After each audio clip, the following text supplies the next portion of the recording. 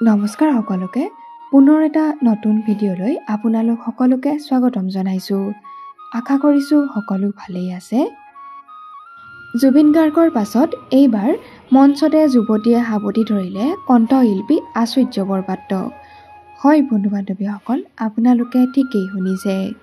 যুৱতীয়ে সাৱটি ধৰিলেহি মঞ্চতে অসমৰ জনপ্ৰিয় কণ্ঠশিল্পী আচুৰ্য বৰপাত্ৰক।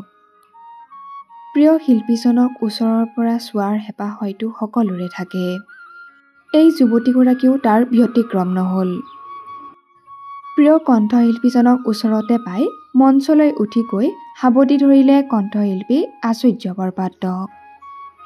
লগতে যাচি দিলে হাতত লৈ যোৱা ফুলৰ থোপা। কিমান মৰম আৰু হেঁপাহ থাকিলে মৰমৰ কণ্ঠশিল্পীজনক ইমান আদৰ কৰিব পাৰে অনুৰাগীসকলে। কণ্ঠশিল্পী আচুৰ্য বৰপাত্ৰৰ গীত হয়তো সকলোৱে শুনে আৰু সকলোৱে ভালো পায়। আপোনালোকে বাৰু আচুৰ্য বৰপাত্ৰৰ গীত শুনি কেনে পায় কমেণ্ট বক্সত কমেণ্ট কৰি জনাবচোন। লগতে যিসকলে তেওঁৰ গীত শুনি ভাল পায় তেওঁলোকে প্লিজ এটা লাইক কৰি দিব।